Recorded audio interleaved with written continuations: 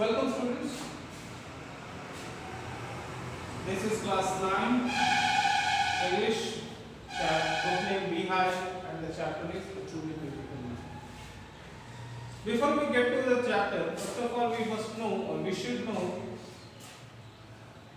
the person about whom the chapter is. This chapter is about Mr. Albert Einstein. You must have heard about it. You were in class 9. And I expect you that you must have heard about Albert Einstein. He was one of the greatest, he was one of the greatest minds that our planet has ever had. हमारी पृथ्वी जो है, या जो इंसान की जो प्रजाति है, इस प्रजाति में अभी तक का सबसे शानदार दिमाग जिनके पास था, ऐसा माना जाता है कि he was Albert Einstein. He was given the Nobel Prize. He was a physicist, theoretical physicist. His achievement is, you can't say about that, you can't describe about him very easily. You will have to, you can say, write 2 or 3 books of praising his abilities and the achievements that he acquired during his lifetime. इनके बारे में अगर कहा जाए तो ये तो जीवित में जितना इन्होंने प्राप्त किया, इनकी मृत्यु के बाद भी आज भी साइंटिस्ट इनकी कही गई बातों पर रिसर्च कर रहे हैं और आज भी इनकी दी गए सिद्धांत जो हैं वो सही साबित हो रहे हैं. So you can say that Albert Einstein was one of the greatest scientists that our earth ever has had. But when it comes to his personal life, अगर हम उनके व्यक्तिगत जीवन में आए तो it was full of insecurity. ये भरा हुआ था insecurity से, कुछ भी उनके जीवन में निश्चित नहीं था. इवन तक कि अगर हम उनके बचपन को भी देखें तो उनका बचपन भी काफी कठिनाइयों से भरा हुआ था. पढ़ने लिखने में बहुत ज्यादा वो शुरुआत में इनफैक्ट पढ़ने लिखने में रुचि तो लेते थे, लेकिन टीचर्स के साथ कभी उनकी बनती नहीं थी, इसलिए टीचर्स उन्हें बहुत ज्यादा पसंद नहीं करते थे. इवन तक कि वो बहुत बड़े उम्र तक, जिस समय बच्चे बोलना सीखते हैं, वो हकलाते थे. उनके बारे में उनके हेडमास्टर ने एक ऐसी बात कही थी जिसे आज टीचर सामान्य तौर पर कहने पर हिचकेंगे. तो आप सोच के देखिए कि अगर कोई हेडमास्टर उनके बारे में कहता है कि वो अपने जीवन में कुछ नहीं कर पाएगा, तो वो हेडमास्टर भी कुछ न कुछ तो परेशानी उसको दिखी होगी. तो ये सारी चीजें साबित करती है कि Albert Einstein in a personal life काफी उथल-पुथल भरा था उनका जीवन, और भी उनके जीवन के बारे में हम कुछ पढ़ेंगे इस चैप्टर में. तो coming to the chapter, Albert Einstein. आप उनका साइंस में आपने एक बहुत ही फेमस फॉर्मूला पढ़ा होगा, E is equal to mc square, जो कह सकते हैं फिजिक्स के बहुत सारे सिद्धांतों का जन्मदाता है और बहुत सारे सिद्धांत उस पर काम करते हैं. आपने कभी-कभी आपस में लोगों को बोलते सुना होगा कि ज्यादा आइंस्टाइन मत बनो. Why they are called as कि आइंस्टाइन मत बनो? क्योंकि आइंस्टाइन जो है चीजों को बहुत अच्छी तरह से समझते परखते थे, और अगर कोई इस तरह का ऑब्जर्वेशन दिखाता है जो बाकी लोगों को पसंद नहीं आता तो उन्हें वो मिल जाता है nickname Einstein. So coming to the chapter, before we read A Truly Beautiful Mind, we shall now read about a young German civil servant who took the world by storm about 100 years ago in the summer of 1905. The 26-year-old published in quick succession 4 groundbreaking papers about light, the motion of particles, the electrodynamics of moving bodies and energy. तो German का एक civil servant था, सामान्य नौकरी पेशा व्यक्ति था, जिसने 100 सालों पहले, करीब 100 साल पहले दुनिया में एक तूफान सा खड़ा कर दिया था, जब 1905 में 26 साल के एक लड़के ने साइंस के 4 अलग-अलग पेपर्स प्रकाशित किए, जो प्रकाश के विषय में, लाइट के विषय में, मोशन ऑफ पार्टिकल्स किस तरह से चलते हैं, मूविंग बॉडीज के इलेक्ट्रोडायनेमिक्स और एनर्जी के बारे में थे।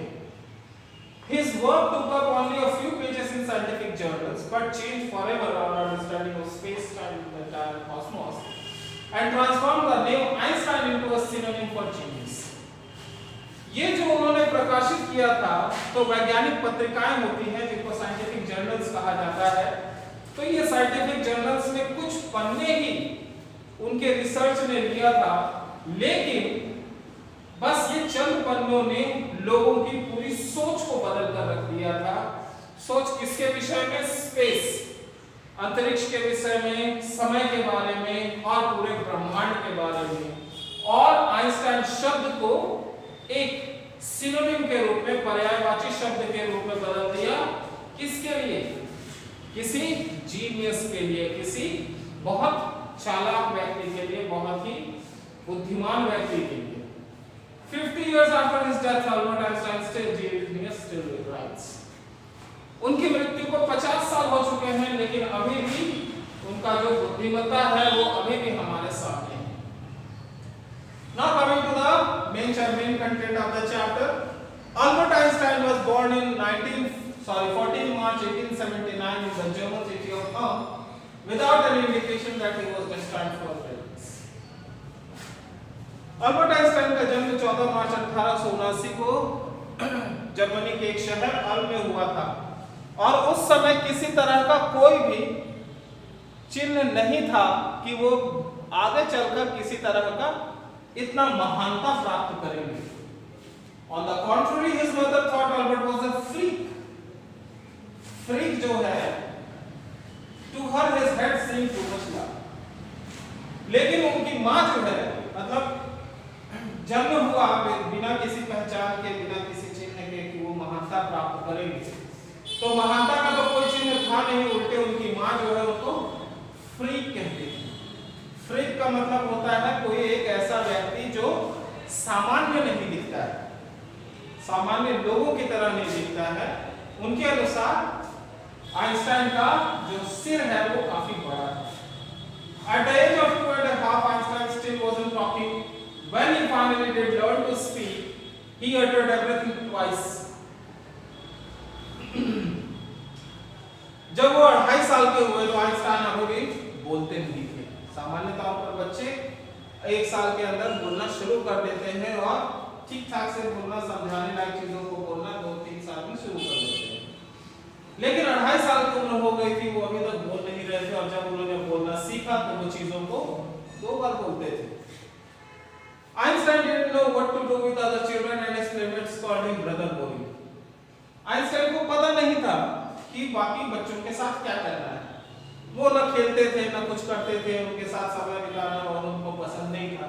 इसलिए जो उसके साथी थे, प्लेमेट्स, वो उन्हें ब्रदर बॉय कह के बोलते थे, बुलाते थे। So the youngster played by himself. इस कारण से वो बच्चा जो है अकेले खेलता था।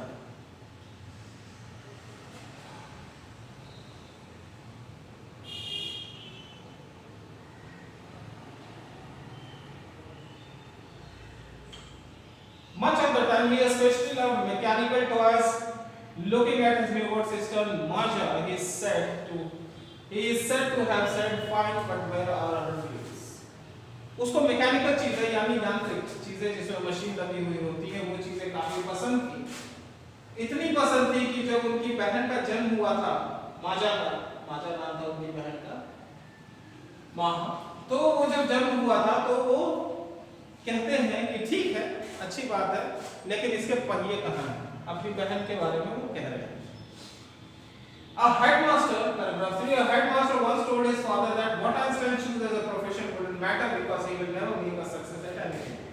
हम जो शुरुआत में बात कर रहे थे ये वही है कि हेडमास्टर जो है उनके पिता को कहते हैं कि आइंस्टाइन अपने भविष्य में क्या प्रोफेशन चुनता है, कैरियर के तौर पर क्या चुनता है, इससे कोई फर्क नहीं पड़ेगा, क्योंकि वो कभी भी किसी भी चीज में सफल होने वाला नहीं है। Einstein began learning to play the violin at the age of 6 because his mother wanted him to. He later became a gifted and mature violinist, maintaining this skill throughout his life. 6 साल की उम्र में उन्होंने violin बजाना सीखना शुरू किया क्योंकि उनकी माँ ऐसा चाहती थी। लेकिन बाद में वो जो वायलिनिस्ट मतलब एमेच्योर का मतलब होता है कि कोई ऐसी कार्य, कोई ऐसा कार्य जो लोग अपने खुशी के लिए करते हैं, ना कि प्रोफेशनली करते हैं। फॉर एग्जाम्पल, किसी को फोटोग्राफी पसंद होता है, कोई मोबाइल से फोटो खींचना बहुत पसंद करता है, कोई कैमरे से फोटोग्राफी करता है, लेकिन वो उसको बेचता नहीं, वो किसी कंपनी के लिए नहीं करता है, वो अपनी खुशी के लिए करता है, तो वो एमेच्योर कहलाता है। तो वो एक वायलिनिस्ट के तौर पर, बहुत अच्छे वायलिनिस्ट के तौर पर बढ़े और ये स्किल उन्होंने पूरे जीवन संभाल कर रखा। But Albert Einstein was not a bad pupil. He went to high school in Munich, where Einstein family had moved when he was 15 months old, and scored good marks in almost every subject. लेकिन Albert Einstein जो है प्यूपिल का मतलब होता है student, तो Albert Einstein कोई खराब स्टूडेंट नहीं थे। वो हाई स्कूल गए म्यूनिक में, जहां आइंस्टाइन का परिवार चला आया था जब वो 15 महीने के थे, और वहां पर उन्होंने हर सब्जेक्ट में बहुत अच्छे नंबर प्राप्त किए। अब परेशानी की बात आती है, तो क्या है, Einstein hated the school regimentation and often clashed with his teacher. At the age of 15, Einstein felt so stifled that he left the school for good. उसको परेशानी थी, आइंस्टाइन को परेशानी थी किस चीज की, तो स्कूल जो है हर चीज को, स्पेशली डिसिप्लिन जो है स्कूल में हर चीज के लिए था, और आइंस्टाइन को ये बात पसंद नहीं थी। इसके कारण उसके स्कूल के टीचर्स के साथ कई बार बहस भी हो जाता था। आखिरकार 15 साल की उम्र में आइंस्टाइन वहां पर इतना ज्यादा परेशान हो गए कि आखिरकार उन्होंने स्कूल को छोड़ दिया। स्टाइफल्ड का मतलब होता है सफोकेटेड और अनेबल टू ब्रीथ, सांस न ले पाना। तो स्कूल में सांस नहीं ले पाना ऐसा तो होता नहीं, असल में यहाँ उपयोग किया गया है कि वो स्कूल में अब रहना पसंद नहीं कर रहे थे, उनको पसंद नहीं आ रहा था वो स्कूल का। Next, the previous year Albert's parents had moved to Milan and left their son with their relatives. After prolonged discussion, Einstein got his wish to continue his education in German-speaking Switzerland in a city which was more liberal than Munich. उससे पिछले वर्ष Albert के parents मिलान चले गए थे, जबकि Einstein को अपने रिश्तेदारों के पास छोड़ दिया गया था। काफी चर्चा के बाद आखिरकार आइंस्टाइन को स्विट्जरलैंड, ठीक है, स्विट्जरलैंड में पढ़ने की इजाजत मिल गई, जो कि म्यूनिक के मुकाबले थोड़ा ज्यादा लिबरल था। लिबरल का मतलब होता है दूसरे की इच्छाओं को सम्मान देने वाला। Einstein was highly gifted in mathematics and interested in physics, and after finishing school he decided to study at a university in Zurich. But science wasn't the only thing that appealed to the dashing young man with the walrus mustache. Einstein जो है वो mathematics तो उनको बहुत पसंद था, लेकिन physics भी उनको पसंद था। आखिरकार उन्होंने स्कूल खत्म करने के बाद ज्यूरिख की एक यूनिवर्सिटी में पढ़ने का फैसला किया, लेकिन साइंस की इकलौती ऐसी चीज नहीं थी जो उनको पसंद थी। उसके बाद उनको कहा गया है वॉलरस मुस्टैच वाला, वॉलरस की जैसे मूंछों वाला, ये जो मूंछ आप देख रहे हैं, और वॉलरस नाम का एक ठंडा प्रदेश का जीव होता है, आप उसे देखेंगे तो उसके होठ की बनावट इसी तरह की होती है।